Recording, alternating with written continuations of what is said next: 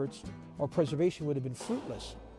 After it was determined that the structure of the building was not compromised, the Restoration Corporation established a plan to commence their work on the property. They made the decision that, number one, is you're in a neighborhood here. You've got to be a good neighbor. And in the beginning, when they had no money, literally, what they did do, they did these things. They knew, number one, is that if anybody got in the building and got hurt or killed accidentally, they'd lose the project. So what they did is they needed to secure the building. So they did that. They cinder blocked a lot of secondary entrances in. They put a security system in the building, and they put a fence around it to keep people away. You needed to protect people from their own curiosity. And the other thing that we could do with just manpower and effort was to keep the grass cut and the garbage picked up, because in the beginning, this was an illegal dumping ground for everybody. The Central Terminal Restoration Corporation received a relatively modest grant to begin the process of mothballing the building. The critical things to do were to seal the building so that water could no longer enter, to seal the windows with plywood in most cases so that people could no longer smash the windows, secure the entrances, and secure the main concourse roof, which is the great arched construction, which was leaking very badly. So that was the first order of business, and that took quite a bit of time because the scale of the building is so large. I've received people saying, just tear it down. Why is this building is just an albatross? Get rid of it. Well, one estimate would be $16 million to tear down for land that really doesn't have much value. The early estimate that we had from Hamilton Houston Lowney of repair 10 years ago was about $60 million. If this building were abandoned, if the Central Terminal were to throw the keys and saying, we're just giving it up, it'd be a big city headache. It'd be a dilapidating, corroding, falling building. We'd be forced to tear it down and wipe out 10 years of demolition budgets. So the Central Terminal Restoration Corporation Incorporated is doing a great service to the city of Buffalo. You know, the terminal sort of represents a lot of the trials and the tribulations, so to speak, of what the city has been through. You know, it was built on this promise of grandeur, and then it suffered tremendously in the past, but there's now a committed group of citizens who are working towards its rebirth. And I think one of the ways they've done that is this slow incremental progress. You know, they've sort of ramped up a little bit each year. They're not reaching for the silver bullet projects. They're not seeking $150 million tomorrow to turn it around. I think the idea of restoring a building or reconstructing a building in a phased way is probably the only feasible way of doing it in this day and age. I think that the work they're doing is really fantastic, and the fact that they've been able to sustain this for a decade now is truly remarkable.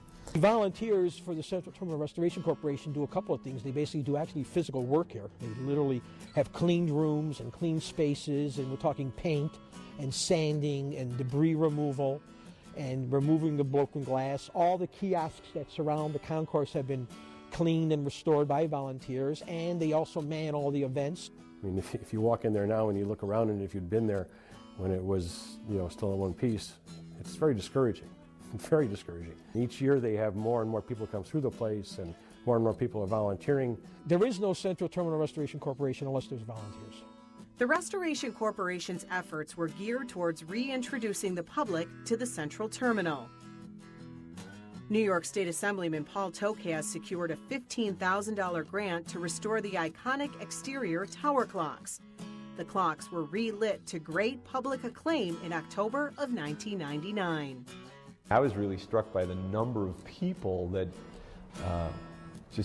I think there was a little bit of a press announcement. We didn't really make a big thing of it, and the hundreds of people that showed up, not just from the community, but from the suburban community who would have that attachment, and they read about it.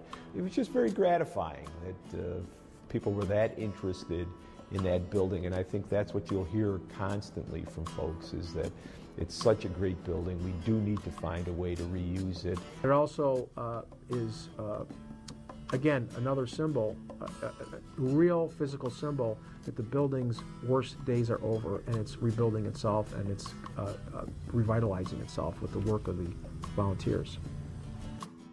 One of the most memorable fixtures of the Central Terminal was the iconic bison that stood in the center of the concourse. And it was known either internationally, but certainly nationally, that the saying was, meet you at the Bison.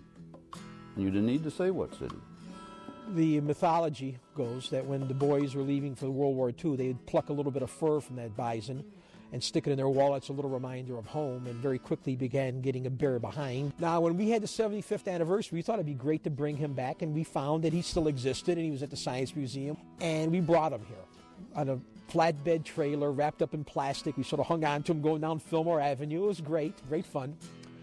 And what's interesting, but most people don't realize this simple fact, is that the bison from the Science Museum was here primarily as an advertisement. You've got a 3-hour layover on your train. The museum's just down the street. Hop in a cab, you're there in 5 minutes. It was an advert promoting the Science Museum. And then ultimately, when the original stuffed one went back to the Science Museum, it was replaced with a plaster model that was then painted. And that's the model that most of us remember. Visitors to the Central Terminal were also likely to take note of the clock that graced the center of the concourse. Noted for its Art Deco style, the clock turned up on an online auction. I was trawling on eBay, and I typed in Central Terminal, and lo and behold, this clock pops up. I said, that's our clock. And so it ended up in an antique shop in Chicago, and it was there for a couple of years. The clock was structurally sound. I mean, the whole cylinder was intact. The mechanics were not operative, so the mechanics had to be rebuilt. And at that time, we sort of toyed with the idea of maybe purchasing it, but then we stopped ourselves and says, wait a minute, we got roofs to fix. I can't buy a clock.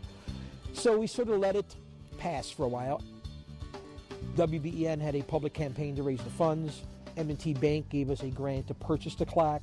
The money that was raised by WBEN Radio allowed us to transport it, insure it, repair it, install it, and the clock sat on the concourse again for an entire year. And it's currently on display at M&T Bank in downtown Buffalo because we didn't think it'd be very good for the clock's mechanisms to be in an unheated terminal during the course of the winter time. The nice thing was we received about 350 contributions from individuals, and about 70% of them took the time and effort to send us a note. Stories about, I stood at that clock and I saw my brother for the last time when he went off to World War II. Some really heart-rending things. And people sent us anywhere from $1,000 to $1. But in the display panels that we built to accompany the clock, everyone's name is listed. If you gave us $1 or $1,000, everybody's name is there. M&T Bank, the Niagara Frontier Transportation Authority, and the Central Terminal Restoration Corporation have considered moving the clock to the Buffalo Niagara International Airport. Thousands of visitors daily could potentially learn of the restoration efforts. Returning of the clock was a symbol that the Vandals, had a Pyrrhic victory, but in the end they're going to lose. It's definitely a symbol for the restoration and the rebirth of that building. Getting that central focal point where, the Bison is where we met, the clock is where we set our timepieces by. Those are all things that people can draw on and look to and say, hey, there is hope. Both the clock and the Bison gave us a lot of credibility because it was basically restoring some of the more recognizable elements of the Central Terminal back to the building. True to their word, the Central Terminal Restoration Corporation reopened the building to the public in 2003. We've had over 70,000 visitors that come back to visit this place. When we began doing the tours of the building, it turned out that the attendees spanned all generations, and it literally broke down evenly. 1/3 those who had an intimate relationship with the building in their past, those who had had a fleeting one, and those who had had none. So the building has sort of captured the imaginations of the Western New York population, transcending generation or age. We felt that if we could reintroduce the building to whole new generations of Western New Yorkers, they would fall in love with the building all over again. And their love affair with the building would then lead to public support. In addition to public tours and their own fundraising events, the Restoration Corporation works with cultural and community organizations to raise awareness and bring people back to the Central Terminal. We've done events here with the Albright Knox and Buffalo Brew Fest, and we've had film premieres here, and plays were done here. It's just a grand space. One of the most notable events took place in August of 2004 when over 1,800 visitors bared all to take part in Spencer Tunick's largest installation ever in New York State. where you basically took the classic human form and Art Deco architecture and you combined the two. It was breathtaking. The steady stream of scheduled events keeps the Central Terminal in the public's consciousness. Visitors are able to see the progress that is being made. People are seeing that not only is the building now preserved, the restoration has begun. People, when they came to the Central Terminal and they came back, their reaction was, it's better today than it was last month, last year. People have seen that we're able to get things done. They've seen the progress here. We don't have press conferences to announce what we're going to do. We have press conferences to announce what we've done. I think it would speak volumes if we could go ahead and restore it to its grandeur.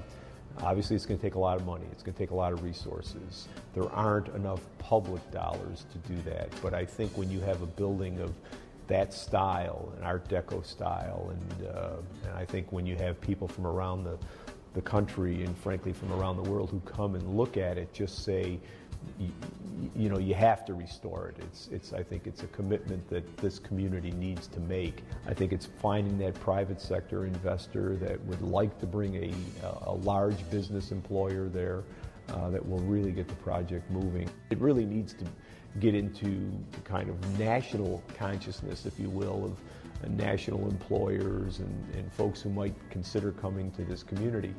Government certainly is going to play a role in this in terms of attracting those developers, creating the kinds of incentives, governmental incentives that are necessary to having a developer become interested in the building.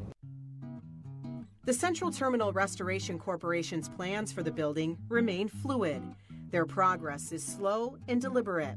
They recognize that restoring the building will serve as a catalyst for change on Buffalo's east side.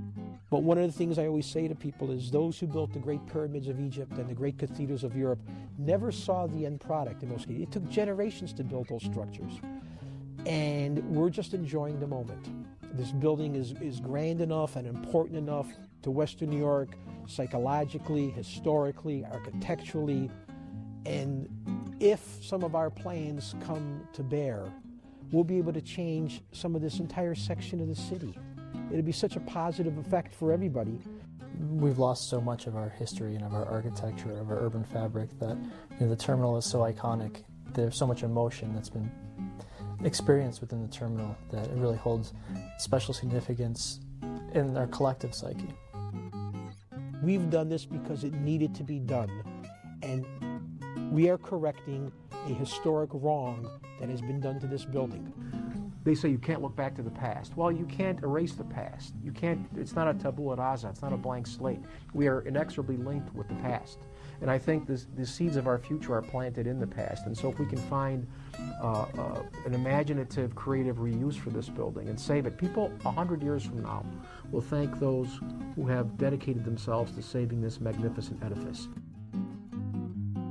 Recognizing the challenge before them and approaching it as a labor of love, the Restoration Corporation will continue to move forward in their quest to save the Buffalo Central Terminal.